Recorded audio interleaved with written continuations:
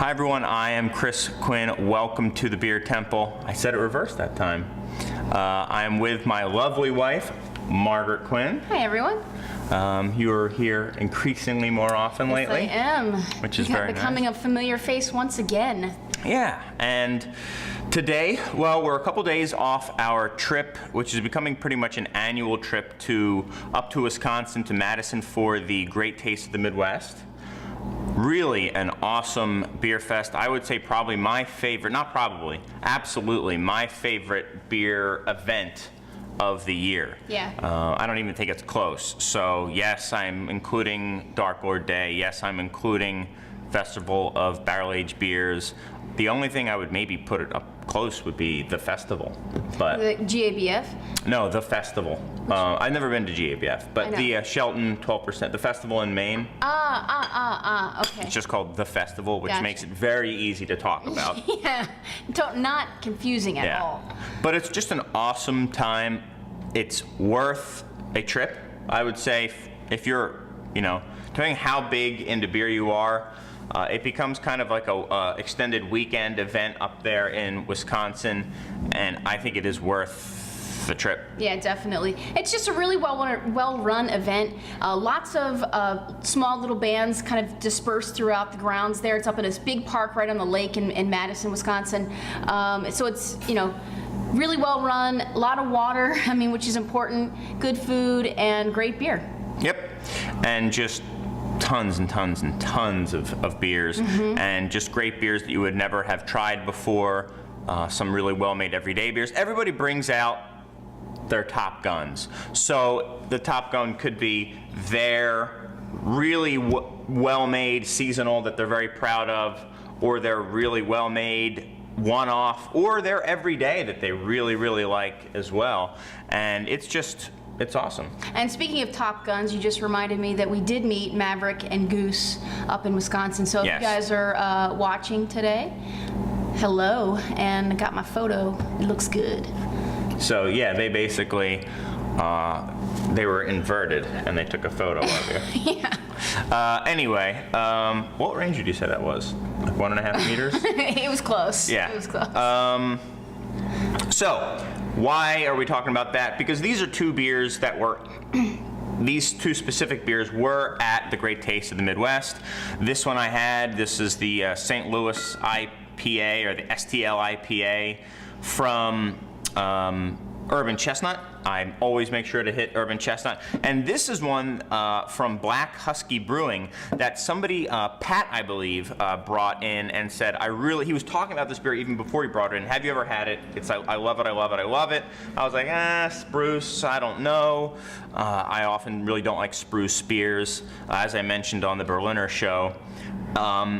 And then he said, well, I'm going to bring you in a bottle. So he did recently, a couple weeks ago probably. And then I was up at the Great Taste, and I heard people talking about this Spruce IPA. And Spruce Juice. Spruce Juice, yeah. So then I was like, oh, I've got to get to it. And of course I didn't, because there's 100 breweries and you just don't have a chance to get to everything.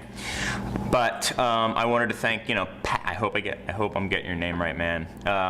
Pat, I should have looked up ahead of time. Thank you so much for this. So I figured a beer that I had and liked, and a beer that I wanted to try, but didn't get a chance to, would be kind of a fun, great taste show. So I'm thinking maybe we should start with the IPA and then go to the Spruce one. Yep. All right, so Urban Chestnut, we've had their beer on a couple times, but we have the Zwickel on, I believe. Their brewer and one of the partners, Florian, all over the world has brewed in England and Anheuser-Busch, and in I think Belgium maybe, but certainly in Germany.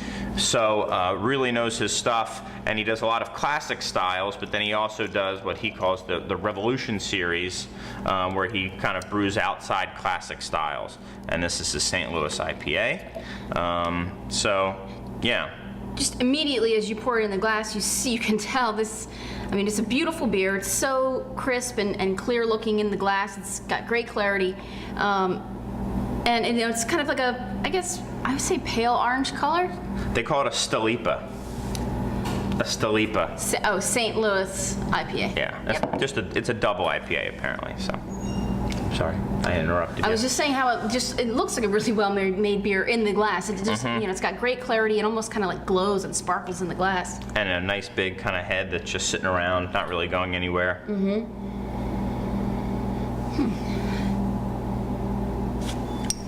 I smell some.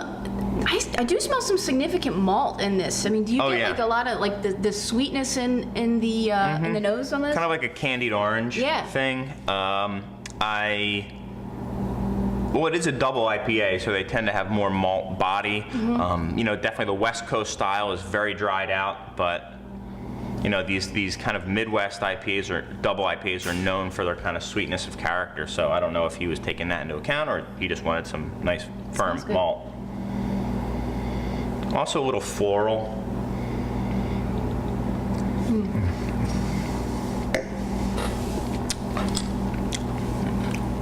Finish is kind of like a crackery finish as well.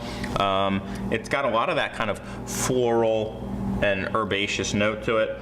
It's not as fresh as the one that I had at the Great Taste. The one I had at the Great Taste just leapt out of the glass. I don't know if there's any sort of dating on here. It tastes good. Yeah, it tastes good. It's a lot. I mean, a lot of obviously kind of like that hoppy flavor, and then there is significant bitterness to it as well, especially as it finishes. Kind of leaves like that bitter, tingly feeling on your tongue. And it's not that full bodied. It's not thick and chewy. It's fairly easy drinking. Okay, do you remember where we were? Exactly, precisely? We were talking about a little bit of bitterness, but you were also saying that it wasn't exactly like a chewy double IPA. Like a lot of the IPAs can have sort of a full mouthfeel, or double IPAs can have a full mouthfeel. I agree with you. This one I think is a little kind of lighter in the mouth. Pretty good. Yeah. Solid. I think I'd probably give it in the state it's in, 88, I'd say. It's a really good beer. When I had it at I think I would like to get one that I knew was super duper fresh, because who knows, maybe it was just me in the moment of Great Taste, but it kind of leapt out of the glass. So yeah, I think I'll go with you on the 88. Nice. I think it's good. It's not blowing my mind. Copying me. Don't worry, I'm used to it. So next, why don't you tell us about this one, Margaret? Yeah, so Sproose Joose from Black Husky Brewing Company. Brewing, I guess. I don't know too much about these people, but I did do a little bit of research about them. Unfortunately, this is also one that I did not get to try at Great Taste, but they are a really small brewery up in apparently far northeastern Wisconsin. They are a husband and wife operation, and they brew out of a tiny little log cabin, and it's like up in the woods. It looks really, really cool. And Black Husky, they actually have the beers are named after sled dogs. They raise and have adopted this huge like gaggle of sled dogs, so that they name beers after the dogs. And one of them is the original Black Husky. Exactly. Yeah. Oh, Lothar. Oh, there you go. Lothar, yeah. Cool. So this is a spruced double IPA, so another IPA. Like I mentioned earlier, not the biggest spruce fan. I feel like you can easily overdo it, and then it's like sucking on a pine cone. This, though, smells pretty awesome. It does smell awesome. It doesn't smell at all sprucey. It smells, there's something like sweet in there for me. Yeah. Yeah, like you get a little bit of that like sprucey, like green herb thing going. No, it's something different for me. It's like a sweet fruit. Maybe like a little bit of spices, like not like peppery. a Vidalia onion and. Yeah, maybe like a sweet onion, or like a caramelized onion type thing. I mean, there's definitely, for me, I'm getting like some sweetness on the nose on this.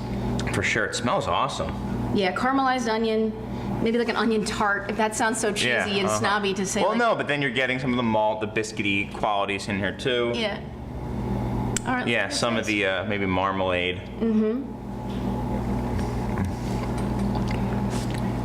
You get the spruce. Oh yeah. You get the spruce.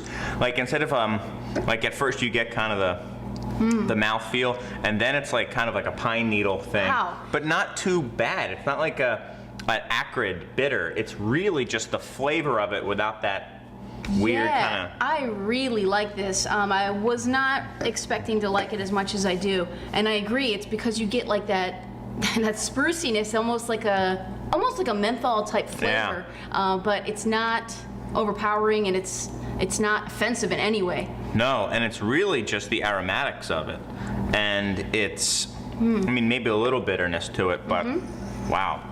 Yeah, definitely a little bit of bitterness, but I think the sweetness is a nice balance. This like cries out to be eaten with food as well. Yeah. So many like great, I think, foods would go with this. Maybe some Christmassy foods. Yeah, it's some true. Gingerbread or a fruitcake. Yeah, you're right. The fruitiness on For it. that fruitcake that you probably still have in your freezer from when whoever gave it to you from last Ooh, Christmas. smell the empty glass. It's really kind of sprucey then. Yeah. Yeah, so I am definitely impressed with the Black Husky Spruce Juice. Yeah, I am too. I'm gonna go 93 and a half, 93, 94, somewhere up there. It's been a long time since I've scored, so I'm out of practice. But I'm saying Who cares? I mean, take those things with a needle of spruce. Yeah, I'll go 94 on this. I think it's really good. It's well made, it's interesting, and it's not like stuff I've had before. Exactly. I mean, that's kind of cool. Yep. Yeah, wow. So thanks again for bringing in the Black Husky Brewing. You said, I love it, I love it, I love it. I hope you like it. Let me know what you think. Well, that's what I think. I think it's pretty darn good. Yeah. Cheers. Yeah, well, thanks, guys, so much. And thank you guys all, as always, for watching. And everyone who's ever donated beer, thank you guys so much for that.